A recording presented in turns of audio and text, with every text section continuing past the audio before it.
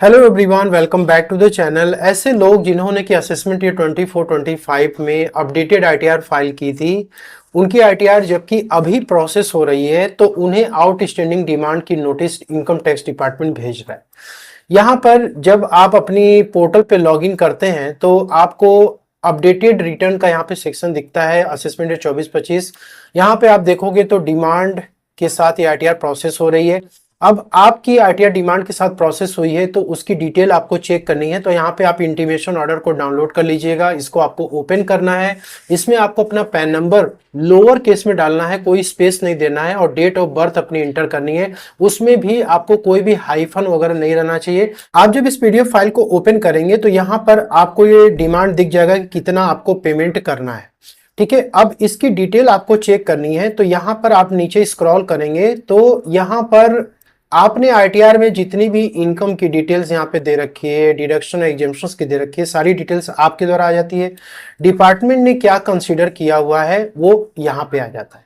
तो आप यहाँ से रीजन पता कर सकते हैं कि किस रीजन के वजह से ये डिमांड निकाली गई है। तो अपडेटेड आईटीआर के केस में कुछ पॉइंट्स आपको ध्यान में रखने होते हैं।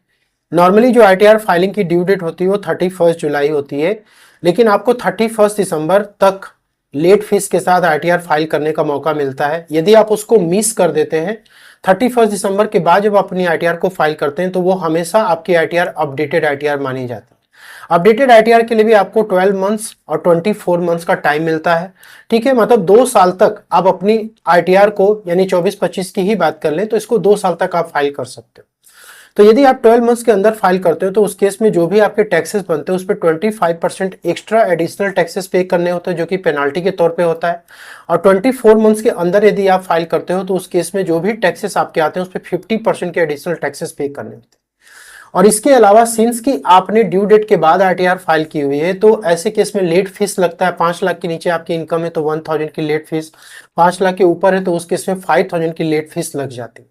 सिंस कि आप अपडेटेड आईटीआर फाइल कर रहे हो, आपको ये लगता है कि new tax regime, old tax regime दोनों ही ऑप्शन अवेलेबल है आईटीआर में, और आप अपडेटेड आईटीआर में ओल्ड टैक्स रेजिम में आपने आईटीआर यदि फाइल कर दी है, ठीक है, और आपको लगा कि 5 लाख के नीचे हमने इनकम डिक्लेयर कर दी, 1000 की सिर्फ लेट फीस पे कर देंगे और उसके बाद हमारी आईटीआर सक्सेसफुली फाइल्ड हो जाएगी, 87A की रिबेट मिल जाएगी और हमारा टैक्स 0 हो जाएगा। लेकिन दोस्तों ऐसा नहीं है। जब भी आईटीआर ड्यू डेट के बाद फाइल होती है, 31 जुलाई तक लास्ट डेट होती है, उसके बाद जब आप अपनी आईटीआर को फाइल करते हैं, चाहे वो अपडेटेड आईटीआर हो या नॉर्मल आईटीआर हो, तो वो दोस्तों हमेशा न्यू टैक्स रेजिम में ही फाइल होती है। आपने ओल्ड टैक्स रेजिम में फाइल कर दिया अपडेटेड आईटीआर, तो जब वो प्रोसेस होती है तो डिपार्टमेंट उसको by default new tax regime में ही प्रोसेस करता है। अब आपकी इनकम मान लो 5 लाख के नीचे थी और आप ओल्ड टैक्स रेजिम में अपडेटेड आईटीआर फाइल कर दिए, लेकिन इस 5 लाख में आपकी कुछ स्पेशल रेट की इनकम भी थी, like share market, mutual fund की कैपिटल गेन हो गया, क्रिप्टो की इनकम, ऑनलाइन गेमिंग की इनकम, और आपको ये लगा कि 87A की रिबेट मिल गई, 12,500 की, हमारे टैक्सेस 0 हो। लेकिन दोस्तों जब ये न्यू टैक्स रेजिम में प्रोसेस होती है आईटीआर, तो ऐसे केस में जो स्पेशल रेट की इनकम है इस पे दोस्तों डिपार्टमेंट टैक्स चार्ज करता है, और इसी की वजह से लोगों को आउटस्टैंडिंग डिमांड की नोटिस आ रही है। इस केस में यदि हम देखें तो इन्होंने बिजनेस एंड प्रोफेशन की इनकम डिक्लेयर की, कैपिटल गेन की 81,206 डिक्लेयर की, अदर सोर्सेज की इनकम, यहाँ पे टोटल इनकम आया 393,368 की। अब ये देखने से तो यही लगता है कि ओल्ड टैक्स रेजिम में 5 लाख के नीचे है तो टैक्सेस क्या हो जाएंगे, 0 हो जाएंगे। और दोस्तों इन्होंने क्या किया, सिर्फ 1000 की लेट फीस इन्होंने पे की, अपने आईटीआर को फाइल कर दी। लेकिन जब डिपार्टमेंट इस आईटीआर को प्रोसेस करता है तो यहाँ पे आप देख सकते हो कि इसने टैक्स का अमाउंट यहाँ पे कैलकुलेट कर दिया है। अब इसका कैलकुलेशन आपको देखना है तो डिपार्टमेंट क्या मान रहा है कि जो कैपिटल गेन की इनकम है उसको स्पेशल रेट की इनकम मान रहा है कि ये स्पेशल रेट से टैक्सेबल होगा, इस पे 87A की रिबेट नहीं मिलेगी।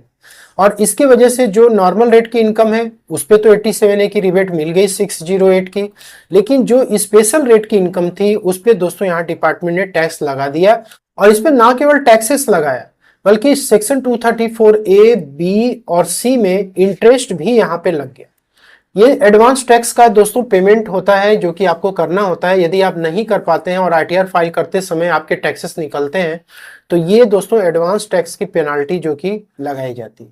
अब यहाँ पे इस पर्सन को टोटल पेमेंट जो है लगभग 21,000 रुपीज का पे करना पड़ेगा। अब यहाँ पे कुछ लोग ये करते हैं कि यदि डिमांड की नोटिस आ रखी है तो उस केस में वो रेक्टिफिकेशन रिक्वेस्ट डालते हैं। दोस्तों रेक्टिफिकेशन रिक्वेस्ट से आपको कोई फायदा इसमें नहीं होने वाला है, ठीक है, क्योंकि रेक्टिफिकेशन रिक्वेस्ट में आप अपनी इनकम को ना तो घटा सकते हैं ना बढ़ा सकते हैं, ना ही रेट को आप उसमें कम कर सकते हैं या ज्यादा कर सकते हैं। जो इनकम टैक्स लॉ के अकॉर्डिंग है वही दोस्तों एप्लीकेबल होता है। यदि आप रेक्टिफिकेशन फाइल भी करेंगे तो भी वो डिमांड के साथ ही प्रोसेस हो। और यहाँ पे आपको ये जब डिमांड आ जाता है तो आपकी इसकी रिप्लाई भी सबमिट करनी होती है।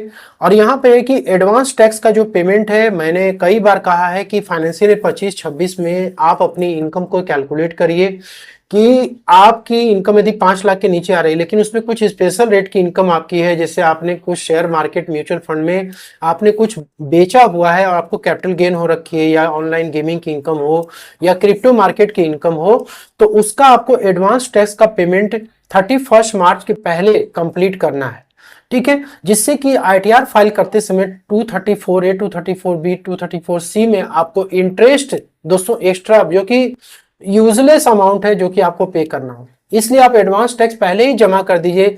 आईटीआर फाइल करते समय यदि आपके कुछ एक्सेस टैक्सेस निकलते हैं तो वो आपको रिफंड के तौर पे मिल जाएंगे, लेकिन एटलीस्ट आप यहाँ पे इंटरेस्ट से बच जाएंगे। अब यहाँ पे आउटस्टैंडिंग डिमांड की रिप्लाई सबमिट करने के लिए आपको इनकम टैक्स पोर्टल पे आना है, पेंडिंग एक्शन में जाना है, रिस्पांस टू आउटस्टैंडिंग डिमांड पे क्लिक करना है। यहाँ पे आपकी डिमांड की डिटेल्स आ जाएगी। यहाँ पे देखिए आपको ऑप्शन होता है कि आप डिमांड को पहले पे कर दें, इसके बाद आप रिप्लाई सबमिट करें, या आपने पेमेंट नहीं किया आप सबमिट रिस्पॉन्स पे भी क्लिक कर सकते हैं। यहाँ पे आपको दो ऑप्शन मिलते हैं, डिमांड इज करेक्ट का और डिमांड डिसएग्री का। आपके पॉइंट ऑफ व्यू से लगता है कि डिमांड गलत है तो आप यहाँ डिसएग्री करेंगे, इसके लिए स्पेसिफिक रीजन आपको देना पड़ेगा। वैसे 99% केसेस में डिपार्टमेंट जब आईटीआर को प्रोसेस करता है तो वो सही ही होता है। तो यहाँ पे डिमांड इज करेक्ट करेंगे, इसके बाद आपको इस बॉक्स को चेक करना है और यहाँ पे नॉट पेड एट, यदि आपने नहीं पे किया हुआ है तो आपको यहाँ पर क्लिक करना है और पे नाउ पे क्लिक करके पे कर लेना।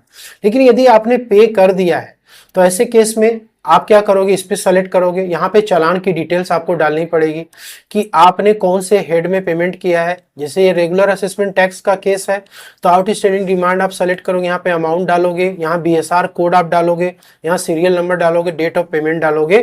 डालने के बाद आपको यहाँ पे चालान की कॉपी अटैच कर देनी है, देन आपको सेव पे क्लिक करना है। इसके बाद आपको सबमिट कर देना।